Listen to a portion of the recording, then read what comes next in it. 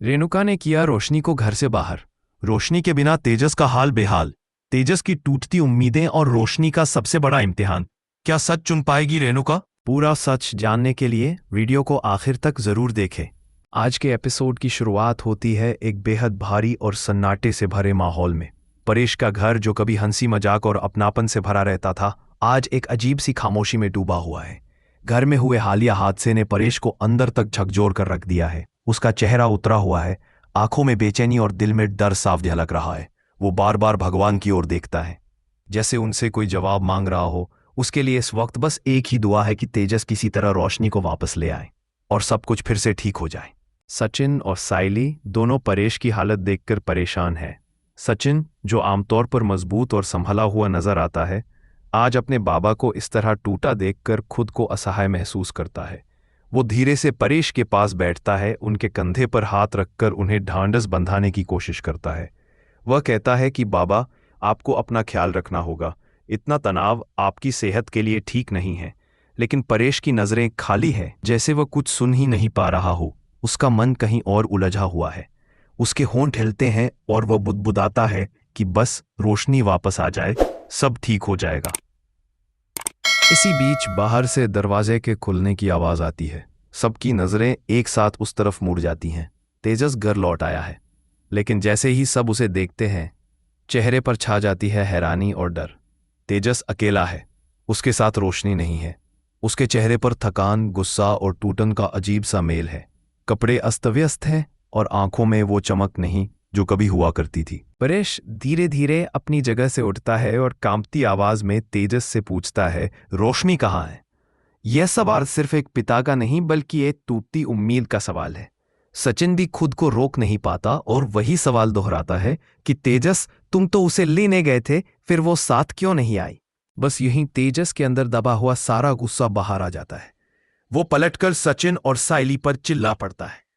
उसकी आवाज में दर्द है, आरोप है और खुद से नफरत भी। वह कहता है कि इन दोनों ने ही उसकी जिंदगी बर्बाद की है। अगर ये लोग बीच में ना आते, अगर इन्होंने सच के नाम पर तमाशा ना किया होता, तो आज उसकी हालत ऐसी नहीं होती। तेजस का मानना है कि सचिन और साइली उसकी बर्बादी देखकर खुश हो रहे होंगे। सचिन, जो पहले से ही इस पूरे हालात से परेशान है, गहरी सांस लेकर खुद को संभालता है और शांत स्वर में जवाब देता है कि उसका मकसद कभी किसी का रिश्ता तोड़ना नहीं था। वो बस सच सामने लाना चाहता था, ताकि आगे चलकर किसी को और बड़ा धोखा न मिले। लेकिन तेजस उस वक्त कुछ भी सुनने की हालत में नहीं होता। उसकी आंखों में गुस्सा और नमी दोनों है।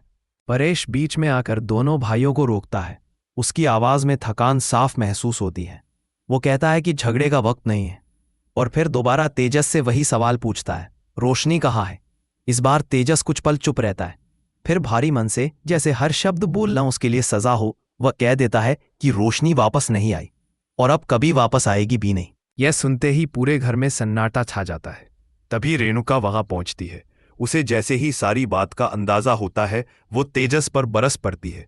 वह गुस्से में कहती है कि उसके मना करने के बावजूद तेजस उस लड़की के पास क्यों गया? क्या जरूरत थी उसे ढूंढने की? तेजस इस बार अपनी मां को शांत करने की कोशिश करता है। उसकी आवाज में थकान है, लेकिन साथ ही एक अजीब सा ठहराव भी। वह सबके सामने साफ कह देता है कि रोशनी ने उसे धोखा दिया है, और अब वह कसम खाता है कि उसे न तो इस घर में वापस लाएगा और न ही अपनी जिंदगी में कभी जगह देगा। तेजस इस वक्त पूरी तरह टूट चुका है। वो सबकी तरफ देखता है और कहता है कि उसने बहुत कुछ सुन लिया, बहुत कुछ सह लिया। अब वह किसी की कोई बात नहीं सुनना चाहता। उसे बस अकेला छोड़ दिया जाए। यह कहकर वह अपने कमरे में चला जाता है। उसके जाने के बाद घर में सिर्फ खामोशी और टूटे हुए दिलों की आवाज रह जाती है। दूसरी तरफ शहर की एक सुनसान सड़क पर एक ठेले के पास रोशनी अकेली बैठी है। रात की ठंडी हवा और सड़क की हलचल के बीच वो खुद में सिमटी हुई है। उसकी आंखों से आंसू लगातार बह रहे हैं। तेजस की कही हुई बातें उसके दिमाग में गूंज रही हैं। उसे लग रहा है जैसे उसने अपनी ही जिंदगी अपने हाथों से बिखेर दी हो। तभी पास में एक माँ बेटी आती हैं। वो शहजादी तू दिल की सीरियल की दीपा और उसकी बेटी ज्योति है। दीपा फल के ठेले से केला खरीदती है और अपनी बेटी को देती है। ज्योति मासूमियत से कहती है कि पहले आप खा लो। दीपा मुस्कुरा कर कहती है कि भूख तो तुम्हें लगी है, तुम खा लो। माँ बेटी के बीच का ये छोटा सा लेकिन प्यास से भरा पल देखकर रोशनी का दिल भर आता है। उसे अपने बेटे कृष की याद आ जाती है। उसे याद आता है कि उसका और कृष का रिश्ता भी ऐसा ही था, मजबूत, सच्चा और बेइंतहा प्यारा। रोशनी खुद से कहती है कि नई जिंदगी के ख्वाब में उसने अपने ही परिवार को पीछे छोड़ दिया। न यहाँ उसका कोई रहा और न वहां। तभी ज्योति रोशनी के पास आती है और उसे केला देती है। रोशनी थैंक यू कहती है, लेकिन उसकी आवाज कांप रही होती है। दीपा भी पास आती है और रोशनी से कहती है कि वह उससे कोई सवाल नहीं करेगी। वह बस इतना कहती है कि जब जिंदगी में सारे रास्ते बंद नजर आते हैं, तब एक आवाज होती है जो हमें सही रास्ता दिखाती है, और वो है हमारे दिल की आवाज। दिल की आवाज कभी झूठ नहीं बोलती। रोशनी उदास होकर कहती है कि अब उसके लिए दिल की आवाज सुनना आसान नहीं है, क्योंकि उसके पास अब कोई नहीं बचा। दीपा समझदारी से कहती है कि अक्सर जिनसे हम सबसे ज्यादा उम्मीद करते हैं, वही हमें सबसे ज्यादा तोड़ते हैं। वह अपनी कहानी सुनाती है कि कैसे वह अपने पति को गांव वापस ले जाने के लिए शहर आई थी, ताकि उसकी बेटी को उसके बाबा का प्यार मिल सके। लेकिन यहां आकर उसे पता चला कि उसका पति किसी और के साथ अपनी जिंदगी बसा चुका है। यह सुनकर रोशनी कहती है कि दीपा, तुम बहुत हिम्मती हो। दीपा मुस्कुराकर जवाब देती है कि वह अकेली नहीं है, उसकी बेटी उसके साथ है। उसी के लिए उसे मजबूत बनना पड़ता है। वह एक भरोसे के साथ आगे बढ़ रही है कि एक दिन अंधेरा जरूर छटेगा और सुबह रोशनी लेकर आएगी। ज्योति जब रोशनी से उसका नाम पूछती है और वह अपना नाम बताती है, तो दीपा कहती है कि तुम्हारा नाम भी रोशनी है। शायद यह इत्तेफाक नहीं है। रोशनी भावुक होकर कहती है कि दीपा की बातों में सच्चाई है, लेकिन उसके लिए सच का सामना करना आसान नहीं है, क्योंकि गलती उसी की है। अगर उसने पहले सच बोल दिया होता तो शायद आज वह इतनी अकेली न होती। दीपा उसे समझाती है कि फैसला आज भी उसके हाथ में है। वह चाहे तो झूठ के साथ जीती रहे या सच का हाथ पकड़कर खुद को आजाद करे। वह दुआ करती है कि जब मौका आए को रोशनी डर नहीं, सच को चुने। इतना कहकर दीपा अपनी बेटी के साथ वहां से चली जाती है। रोशनी वहीं बैठी सोचती रह जाती है कि क्या उसके अंदर सच चुनने की हिम्मत अभी भी बाकी है, या उसने सब कुछ खो दिया है। इधर दूसरी तरफ आकाश और रिया अपनी वेकेशन के लिए एक खूबसूरत रिसोर्ट पहुंचते हैं। फूलों की माला और पीके से उनका स्वागत होता है। आकाश बेहद खुश है, लेकिन रिया को घर की खामोशी परेशान कर रही है। वह कहती है कि आज घर से कोई कॉल या मैसेज क्यों नहीं आया। आकाश फोन मिलाता है, लेकिन कोई जवाब नहीं मिलता। वह कहता है कि शायद शादी की थकान की वजह से सब सो रहे होंगे। तभी रिसोर्ट की एक स्टाफ आकर आकाश से बात करती है और उसे हाय कहती है। आकाश उसे पहचान नहीं पाता, तो वह याद दिलाती है कि वे पिछले महीने एक शेफ कन्वेंशन में मिले थे। आकाश थोड़ा हैरान होता है, और यहीं से कहानी एक नए मोड़ की ओर बढ़ती नजर आती है। रिया की खामोशी में छुपा ताना, रोशनी का खौफनाक सच और तेजस की टूटती दुनिया। आगे क्या होगा? पूरा एपिसोड जानने के लिए वीडियो को आखिर तक देखें। रिसोर्ट के लॉबी में हल्की सी रौनक है। सॉफ्ट म्यूजिक, हल्की खुशबू और मुस्कुराते चेहरे। आकाश और रिया रिसेप्शन के पास खड़े होते हैं। तभी वही स्टाफ लड़की जो कुछ देर पहले आकाश से बात कर रही थी, एक बार फिर मुस्कुराते हुए पास आती है। उसकी आंखों में पहचान की चमक है और आवाज में अपनापन। वह आकाश से कहती है कि उसे आज भी उसके हाथ का टेस्ट याद है। वह हंसते हुए बोलती है कि इतने माइंड ब्लोइंग टैलेंट और चार्मिंग शेफ को कोई भूल नहीं सकता। उसकी बातों में तारीफ कम और आकर्षण ज्यादा झलक रहा होता है। वह बेझिझक आगे कह देती है कि अगर आकाश मैरिड नहीं होता तो शायद वह उससे शादी तक कर लेती। ये सुनते ही आकाश एक पल के लिए असहज हो जाता है। वह तुरंत बात संभालते हुए रिया की तरफ इशारा करता है और कहता है कि रिया उसकी पत्नी है। रिया अब तक शांत बैठी सब सुन रही होती है।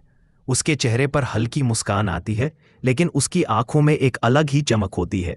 वह तीखे लेकिन बेहद कंट्रोल्ड अंदाज में कहती है कि मुझे लगता है तुम दोनों को थोड़ा वक्त साथ में स्पेंड करना चाहिए, एक दूसरे को और अच्छे से जानना चाहिए। उसकी आवाज में ताना साफ महसूस होता है।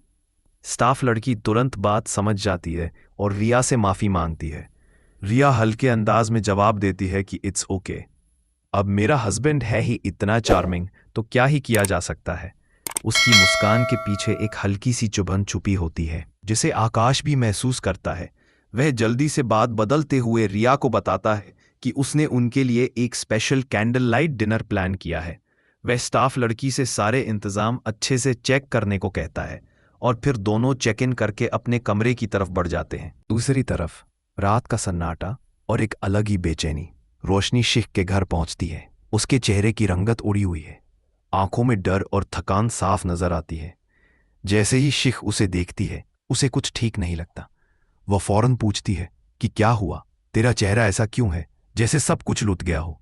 इतना सुनते ही रोशनी का सब्र टूट जाता है। वह फूट फूट कर रोने लगती है। उसकी आवाज कांप रही होती है।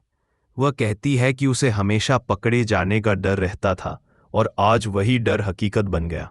वह बताती है कि जिस फैमिली फंक्शन में वह गई थी, वहां ऐसा सच सामने आ गया जिसकी उसने कभी कल्पना भी नहीं की थी। वह कांपती आवाज में बताती है कि उस शादी में दूल्हे का मामा कोई और नहीं बल्कि वही शाइनिंग सुल्तान निकला, जिसे उसने सबके सामने अपना नकली चाचा बनाकर पेश किया था। यह सुनकर शेख के होश उड़ जाते हैं। वह हैरानी से पूछती है कि आखिर हुआ क्या। तब रोशनी एक एक करके पूरी कहानी सुनाती है। कैसे शादी में सचिन और साइली की वजह से सुल्तान का पर्दाफाश हो गया, कैसे उसके सारे झूठ एक एक करके सबके सामने खुलते चले गए, कैसे उसके अपने ही परिवार ने उसे धोखेबाज की नजर से देखा। वह बताती है कि उस पल उसे ऐसा लगा जैसे जमीन उसके पैरों के नीचे से खिसक गई हो। शिख को अचानक याद आता है कि सुल्तान ने उसे भी उस शादी का कार्ड दिया था, यह कहकर कि उसकी बहन के बेटे की शादी है, लेकिन उसने कभी रोशनी को यह बात नहीं बताई थी। वह अफसोस जताती है। रोशनी कहती है कि अगर उसे पहले पता होता तो शायद वह सुल्तान को वहां आने से रोक लेती। उसकी आवाज में पछतावा और गुस्सा दोनों होते हैं। फिर रोशनी वह बात बताती है जिसने उसे अंदर तक तोड़ दिया। वह बताती है कि कैसे तेजस की मां रेणुका ने उस पर हाथ उठाया, उसे धक्के देकर घर से बाहर निकाल दिया। यह कहते हुए उसकी आंखों से आंसू थमने का नाम नहीं लेते। वह कहती है कि जिस बात का डर उसे हमेशा रहा, वही आज सच बन गई। शिख घबराकर पूछती है कि क्या अब उन्हें यह भी पता चल गया है कि वो अमीर नहीं है। रोशनी भारी मन से कहती है कि सुल्तान ने जाते जाते उसका पूरा सच सबके सामने रख दिया। उसके सारे झूठ, उसकी बनाई हुई पूरी कहानी, सब कुछ उजागर हो गया। शिख गहरी सांस लेकर कहती है कि झूठ के बगीचे में ज्यादा दिन तक छुपा नहीं जा सकता। वह रोशनी को समझाने की कोशिश करती है कि अगर उसने तेजस को शुरू में ही सब कुछ सच बता दिया होता तो शायद उसे इतना झूठ बोलने की जरूरत ही नहीं पड़ती। रोशनी सफाई देती है कि वह सही वक्त का इंतजार कर रही थी। वह तेजस के साथ एक मजबूत भविष्य बनाना चाहती थी। उसकी आवाज टूट जाती है जब वह बताती है कि तेजस ने उससे रिश्ता खत्म कर दिया है और उसे लूजर तक कह दिया। शिख एक पल चुप रहती है, फिर धीरे से कहती है कि अभी तो उन्हें सिर्फ एक सच पता चला है। अगर कभी उन्हें यह भी पता चल गया कि रोशनी पहले से शादीशुदा है और उसका एक बच्चा भी है, तब क्या होगा। यह सुनते ही रोशनी घबरा जाती है। वह फौरन शिख को चुप करा देती है, जैसे यह बात सुनना भी उसके लिए किसी डरावने सपने जैसा हो। शिख पूछती है कि अब वह आगे क्या करेगी, घर कैसे वापस जाएगी। रोशनी कहती है कि उसे अपने काका पर पूरा भरोसा है, वह उसे बेसहारा नहीं छोड़ेंगे। वह आत्मविश्वास से कहती है कि एक बार अगर वह उस घर में वापस चली गई तो तेजस को फिर से अपने काबू में करना उसे बहुत अच्छे से आता है। उसकी आंखों में एक अजीब सी जिद चमकती है। शिख उसे देखकर बस इतना ही कह पाती है कि काश सब कुछ वैसा ही हो जैसा वह सोच रही है। रोशनी पूरे यकीन के साथ कहती है कि 110% ऐसा ही होगा। फिर वह शिख से कॉफी बनाने को कहती है और अंदर चली जाती है। उसके जाते ही शिख खुद से बुदबुदाती है कि कैसी लड़की है ये, कभी कभी इसकी बातें सुनकर मुझे भी डर लगने लगता है। इधर परेश के घर में माहौल और भी भारी होता जा रहा है। तेजस ने खुद को अपने कमरे में बंद कर लिया है। वह कमरे के अंदर अकेला बैठा है, आंखों में गुस्सा, दर्द और खालीपन। रेणुका बाहर से बार बार दरवाजा खटखटाती है। वह प्यार और चिंता से भरी आवाज में उसे खाने के लिए बुलाती है। वह जानती है कि उसका बेटा भूखा नहीं रह सकता, लेकिन अंदर से तेजस चिल्लाकर कहता है कि उसे भूख नहीं है। वह साफ शब्दों में कह देता है कि उसे अकेला छोड़ दिया जाए, वरना वह घर छोड़कर चला जाएगा। यह सुनकर रेणुका का दिल जैसे टूट जाता है। उसकी आंखों में आंसू आ जाते हैं, लेकिन वह कुछ कहे बिना चुपचाप वहां से हट जाती है। हॉल में खड़ा सचिन ये सब देख रहा होता है। अपनी माँ का बेटे के लिए इतना प्यार और तेजस का उसे इस तरह ठुकराना देखकर सचिन की आंखें भर आती हैं। उसकी आंखों से आंसू छलक पड़ते हैं। तभी सायली वहां आती है और देखती है कि सचिन की आंखें नम है। वह धीरे से पूछती है कि क्या हुआ। सचिन अपनी आंखें पोंछते हुए कहता है कि कुछ भी नहीं हुआ, लेकिन उसका दर्द उसके चेहरे पर साफ नजर आता है। अगले ही पल रेणुका अपने कमरे में होती है। वह परेश के सामने फूट फूट कर रोती है। वह अपनी पीड़ा व्यक्त करती है कि कैसे रोशनी के धोखे ने उसके बेटे तेजस की खुशियों को बर्बाद कर दिया। वह कहती है कि उसने रोशनी को बेटी की तरह अपनाया और बदले में उसे यही मिला। परेश उसकी बात ध्यान से सुनता है, फिर शांत लेकिन सख्त लहजे में वह रेणुका को आईना दिखाता है। वह मानता है कि रोशनी ने गलत किया, लेकिन वह यह भी कहता है कि जिस तरह रेणुका ने उसे अपमानित करके घर से निकाला वह तरीका भी सही नहीं था। परेश समझाता है कि किसी के साथ जरूरत से ज्यादा मोह इंसान को कमजोर बना देता है। वह याद दिलाता है कि रोशनी को जरूरत से ज्यादा सर पर चढ़ाना ही आज उनकी सबसे बड़ी तकलीफ बन गया है। इधर सचिन और सायली घर के हालात को चुपचाप देख रहे होते हैं। सचिन को हैरानी होती है कि रेणुका तेजस से कितनी शिद्दत से प्यार करती है। वह देखता है कि रेणुका खुद दुखी होने के बावजूद खाने की थाली लेकर बार बार तेजस के कमरे के बाहर जाती है, लेकिन उसे इस बात का गहरा अफसोस होता है कि तेजस को अपनी मां की इस ममता और फिक्र की कोई कदर नहीं है। घर के अंदर और बाहर हर तरफ रिश्तों की परीक्षा चल रही होती है। कहीं टूटन है, कहीं जिद, कहीं पछतावा और कहीं सच से भागने की कोशिश। हर किरदार अपने अपने डर और फैसलों के बीच फंसा हुआ है। घर के अंदर का माहौल अब भी भारी और बोझिल है। परेश और रेणुका आमने सामने बैठे हैं। दोनों के बीच खामोशी है, लेकिन यह खामोशी किसी तूफान से कम नहीं। कुछ पल बाद परेश गहरी सांस लेते हुए धीरे धीरे बोलना शुरू करता है। वह मानता है कि जब 30 लाख वाली सच्चाई सामने आई थी, कभी उसके मन में रोशनी को लेकर एक हल्का सा शक पैदा हो गया था।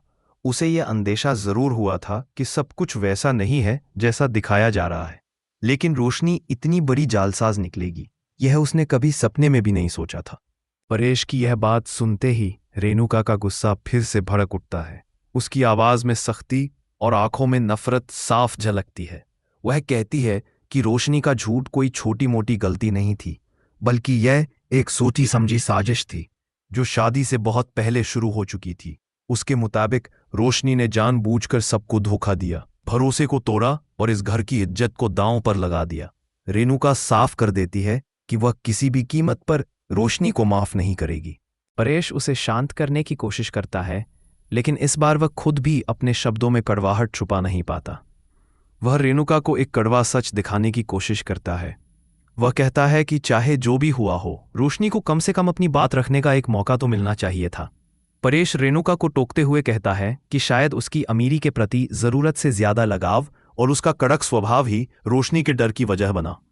हो सकता है कि उसी डर के चलते रोशनी ने अपनी गरीबी और अपना सच छुपाया हो। परेश यह भी साफ कहता है कि इस रिश्ते का फैसला तेजस को करना चाहिए था, न कि रेणुका को। आखिरकार शादी तेजस ने की थी, रिश्ता उसकी जिंदगी से जुड़ा था, लेकिन रेणुका पर इन बातों का कोई असर नहीं होता। उसके लिए रोशनी अब सिर्फ एक धोखेबाज और फरेबी लड़की है जिसकी इस घर में कोई जगह नहीं बची।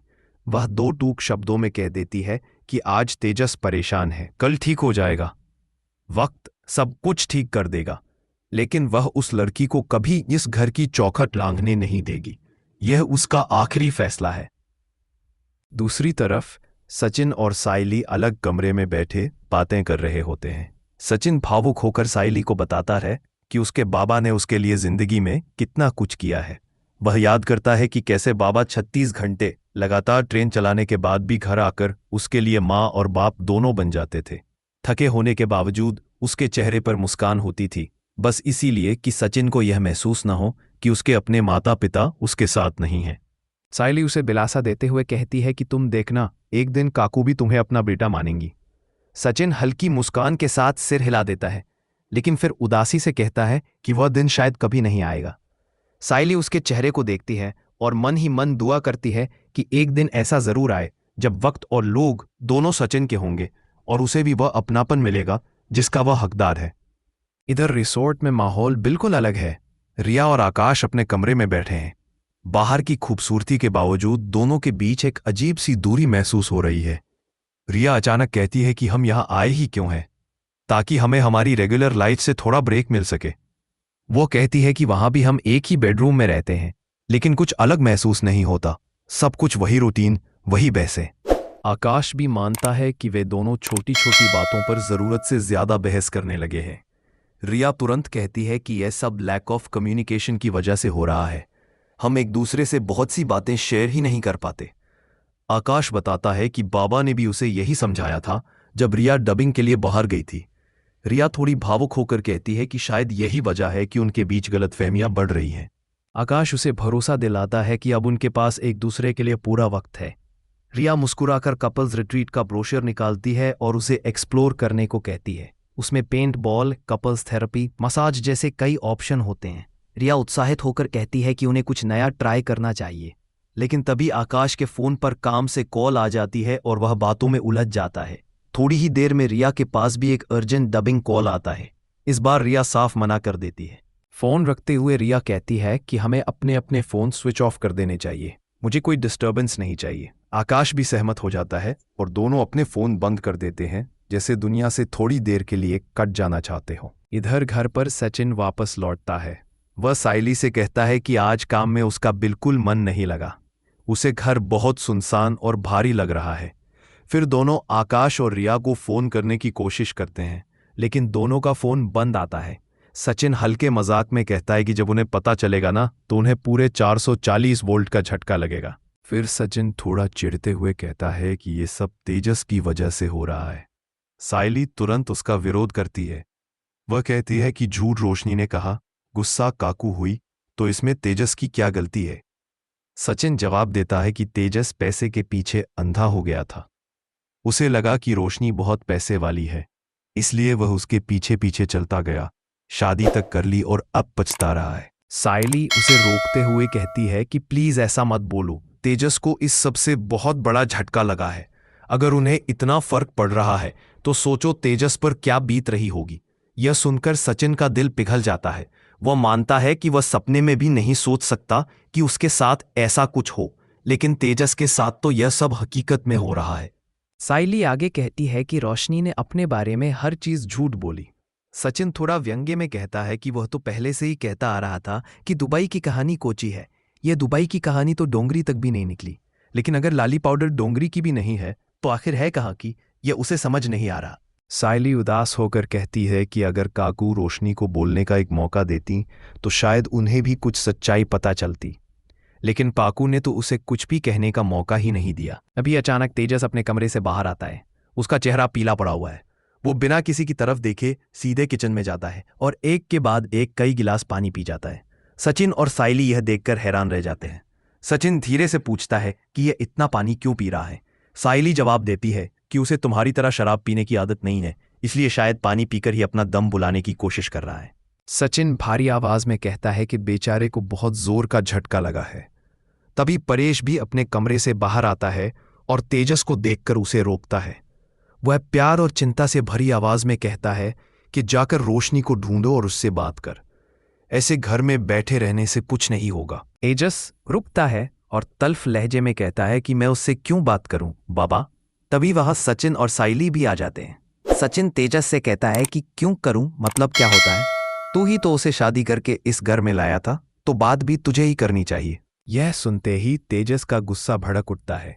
वह सचिन की तरफ मुड़कर तीखे अंदाज में कहता है कि यह मेरा और मेरी बीवी का मामला है, तू बीच में मत बोल, मैं खुद इसे सॉल्व कर लूंगा। तेजस का ये बदला हुआ अकड़ भरा अंदाज देखकर सचिन और साइली दोनों हैरान रह जाते हैं। ऐसा लगता है जैसे तेजस के अंदर कुछ टूटने के साथ साथ कुछ सख्त भी हो गया हो। और इसी भारी सवालों से भरे माहौल के साथ आज का एपिसोड यहीं खत्म हो जाता है, जहां हर रिश्ता एक नई कसौटी पर खड़ा है और आगे की राह और भी मुश्किल नजर आ रही है। तो दोस्तों, ये था आज के एपिसोड का पूरा हाल। आपको ये कहानी कैसी लगी, अपनी राय हमें कमेंट में जरूर बताइए। अगर आपको वीडियो पसंद आया हो तो लाइक करना ना भूलें, और ऐसे ही लेटेस्ट अपडेट्स और एपिसोड रिव्यू सबसे पहले पाने के लिए चैनल को सब्सक्राइब जरूर करें। वीडियो को अपने दोस्तों और परिवार के साथ शेयर करें ताकि वो भी इस कहानी का मजा ले सके। मिलते हैं अगले एपिसोड के साथ, तब तक के लिए धन्यवाद और नमस्कार।